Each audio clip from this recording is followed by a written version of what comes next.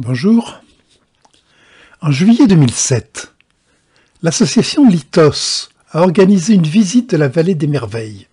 C'est un site sacré de l'âge du bronze. Cette période correspond à la fin de la préhistoire. Elle voit l'apparition de l'écriture au Moyen-Orient. Les gravures datent d'environ 4000 ans. Reportons-nous il y a 4000 ans. En Égypte, les scribes du Moyen Empire gravaient les hiéroglyphes sur les parois des temples et des tombes. En Mésopotamie, entre le Tigre et l'Euphrate, d'autres scribes avaient inventé l'écriture cunéiforme pour enregistrer leurs productions agricoles, puis rédiger les premières lois et les premiers récits mythiques. Dans la Méditerranée, les Crétois de Knossos utilisaient une écriture qui nous est encore mystérieuse. En Europe occidentale, on est à la transition entre les âges du cuivre et du bronze.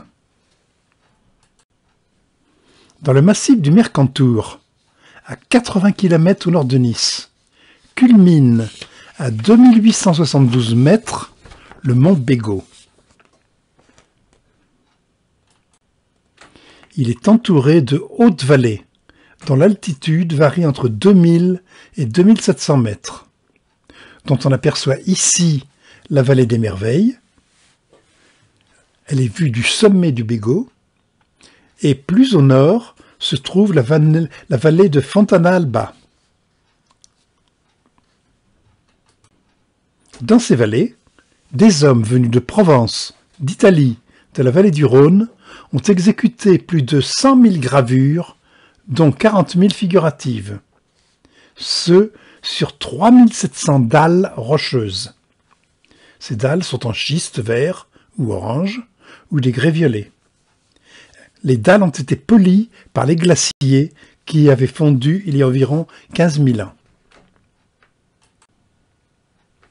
Les gravures sont formées de petites cupules, alignées les unes à côté des autres, gravées au moyen d'une pierre dure, vraisemblablement en quartz émoussé. Les cupules sont alors réalisées par percussion et rotation. Ce sont des signes, des pictogrammes souvent figuratifs. 70% de ces signes sont des corniformes, constitués d'une base, carrée, rectangulaire ou circulaire, d'où partent deux cornes. Curieusement, les vaches actuelles croisées à Fontana Alba n'ont plus de cornes. On voit ici différentes formes de corniformes, dont les cornes, formées de plusieurs segments, ont tendance à devenir sinueuses ou s'arrondir ou converger vers l'avant. Parfois, les cornes se referment en coupe, contenant des cupules. En bas, la base des corniformes s'allonge en une représentation du corps et des appendices qui représentent des pattes et la queue. Voici donc un exemple de roche gravée couverte de corniformes. Voici encore une autre.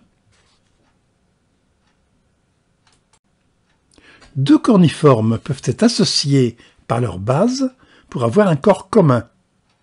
Il suggère aussitôt un anthropomorphe en position de prière, d'orant, aux bras levés, aux jambes écartées. L'association peut se faire par emboîtement, comme des poupées russes, ou par affrontement, déliminant une plage ou une enceinte. La photo montre deux petits corniformes emboîtés dans un grand corniforme. Une association caractéristique de corniformes est l'attelage. Ça représente 2,5% des figures. Elle est composée de 2 ou 4 corniformes reliés par un joug, attelé à un timon, prolongé ou pas par un arrière, avec un soc et des mancherons. Cet arrière est parfois conduit par un personnage. Clarence Bicknell, dans son guide des gravures rupestres, publié en 1913, rapproche ces deux photos, montrant la permanence des techniques agricoles sur près de 4000 ans. En haut, on voit très bien les corniformes, l'araire et le paysan. Et en bas, bien sûr, c'est complètement évident.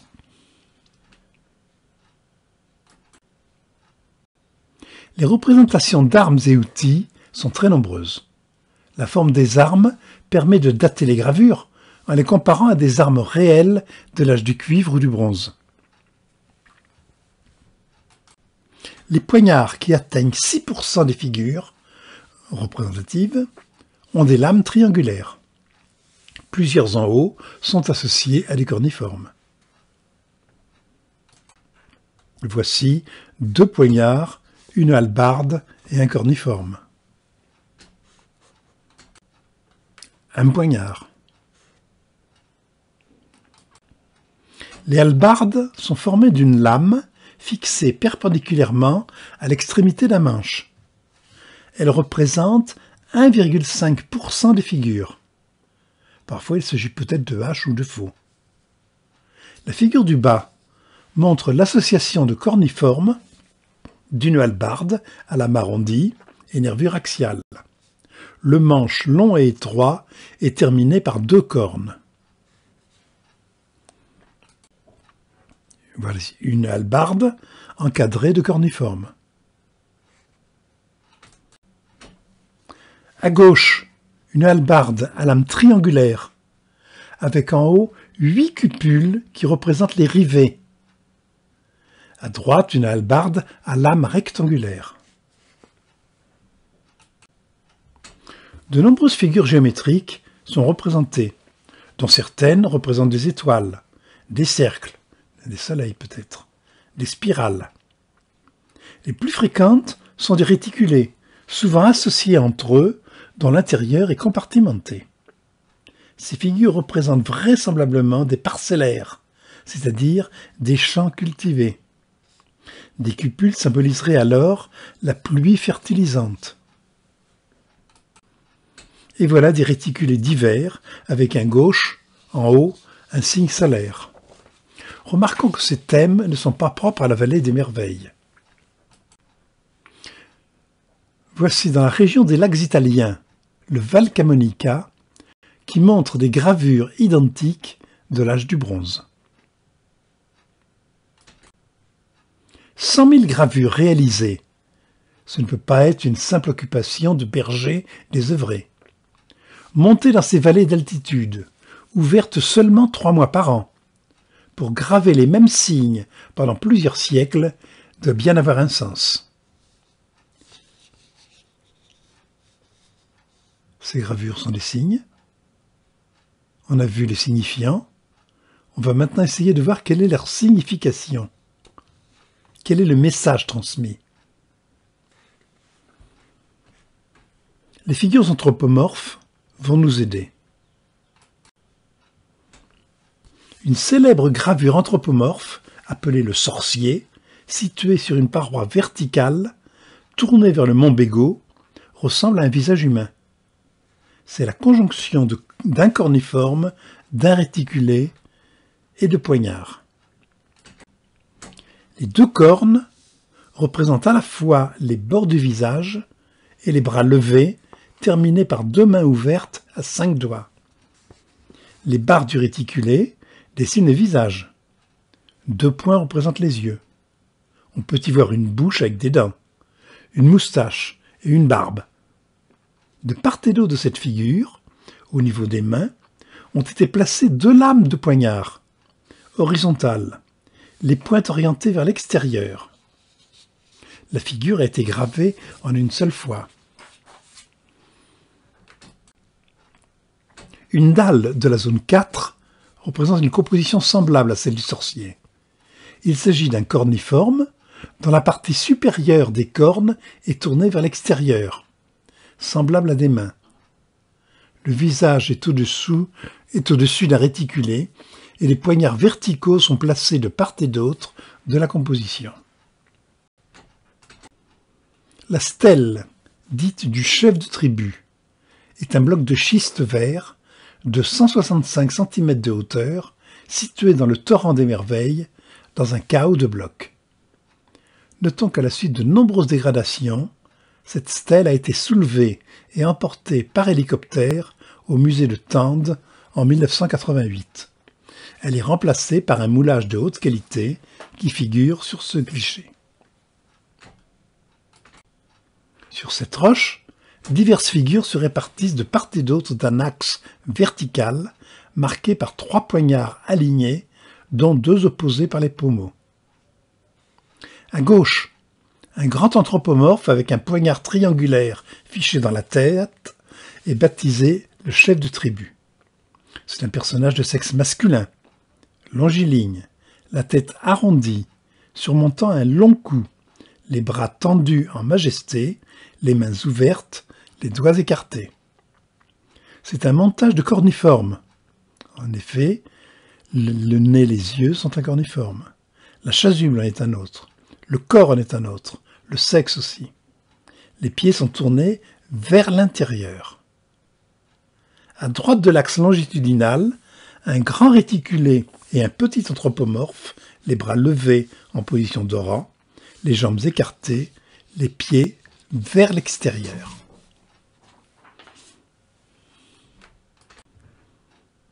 À 2470 mètres sur la paroi du pic des Merveilles, est gravé à gauche, côté montagne, un anthropomorphe aux bras en zigzag, à droite, côté de la vallée, un orang acéphale, corniforme, féminin. L'anthropomorphe, aux bras en zigzag, a un corps allongé, étroit, très rudimentaire, sans jambes. Sa tête discoïde est auréolée d'un cercle, un signe solaire. 2 bras verticaux pendant en zigzag, suggérant des éclairs ou la foudre, se terminent par des mains écartées. Une arme, une hache peut-être, est fichée dans sa tête. La base du corps chevauche un réticulé. 2 poignards sont tournés vers la vallée.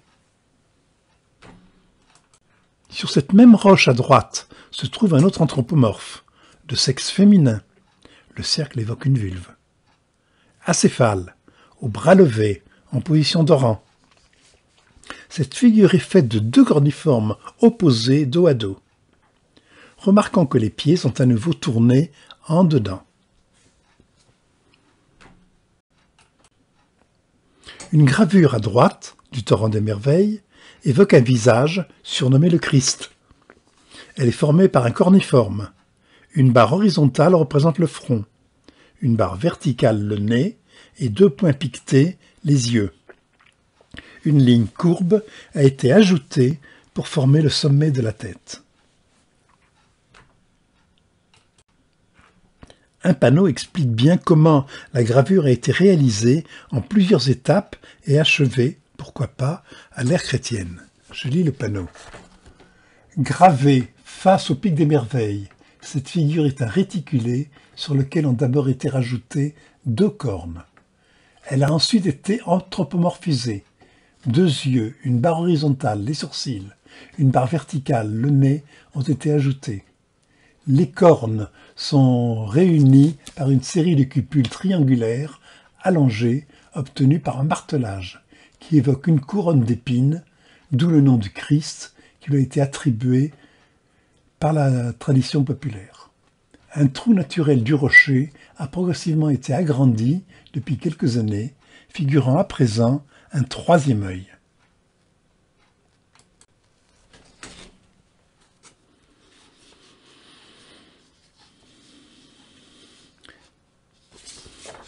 Un autre anthropomorphe, dit la danseuse, qui contrairement à son nom, est de sexe masculin.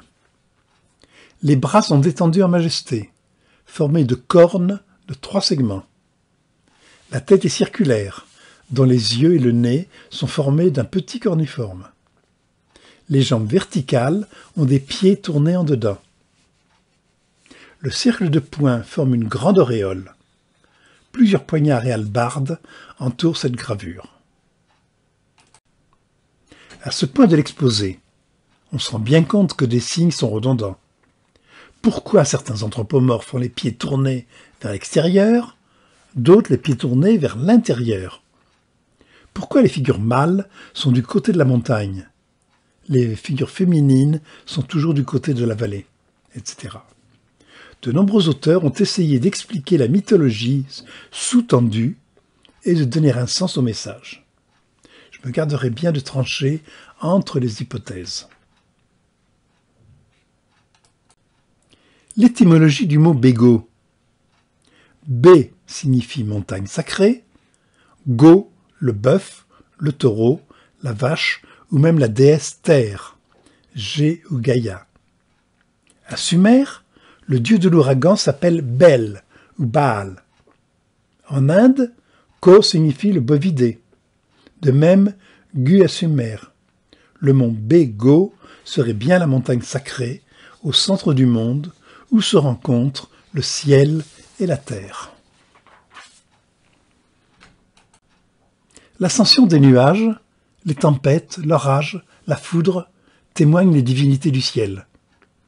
S'élever en gravissant la montagne et se détacher du monde des humains, comme Moïse escalade le Sinaï pour rencontrer son Dieu, pendant que son peuple fait un taureau, un veau en or.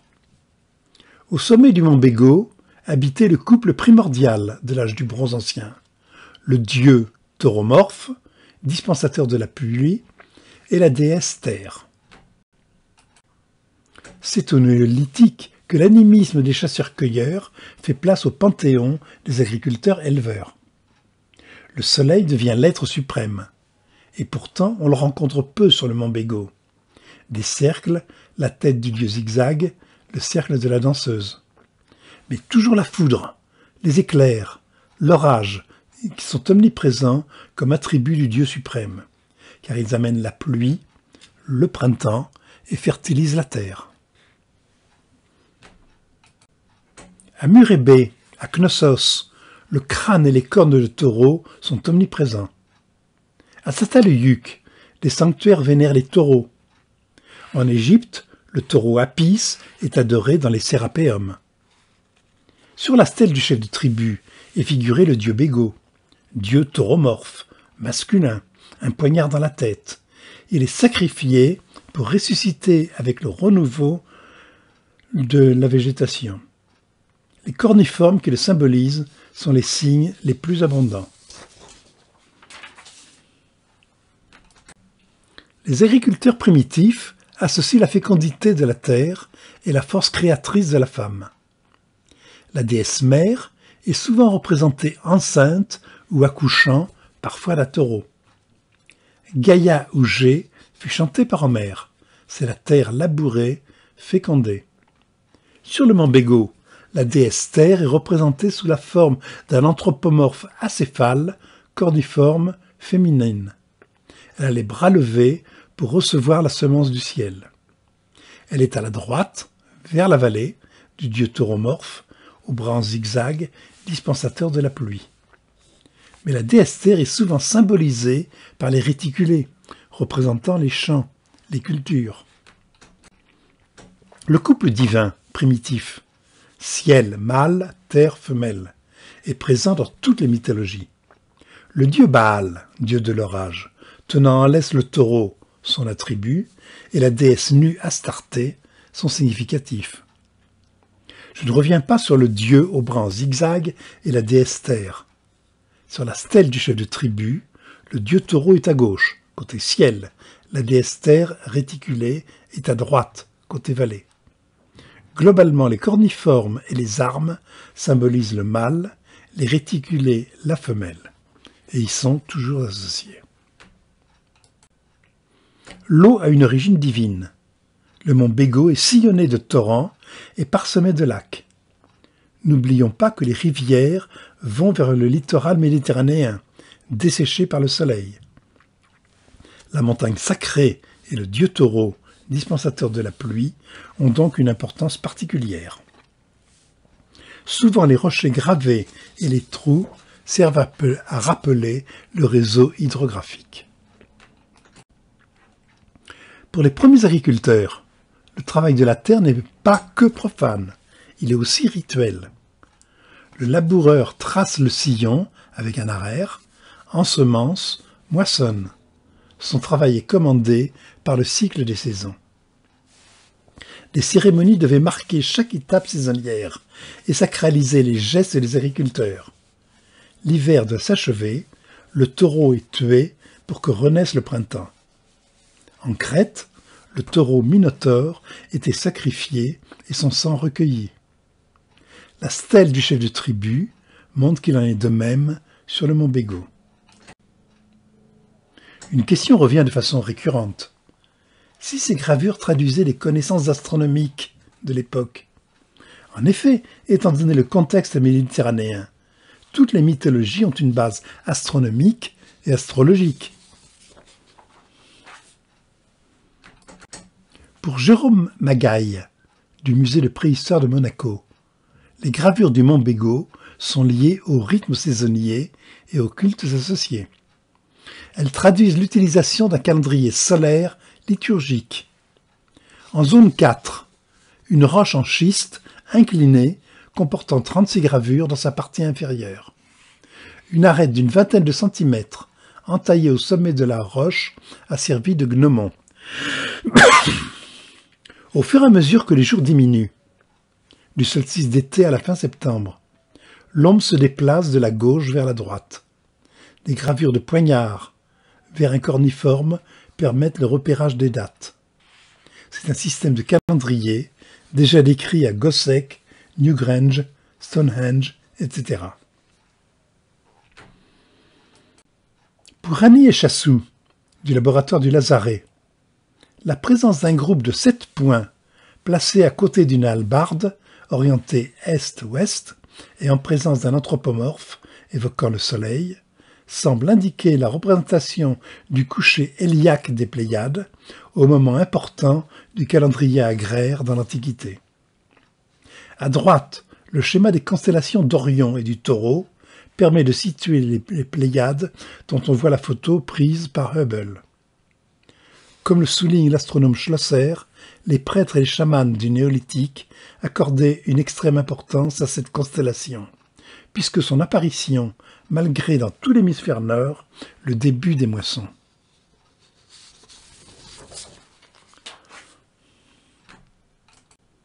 Pour Chantal Gieg-Volkowiec, de Sophie Antipolis, plusieurs observations sont troublantes.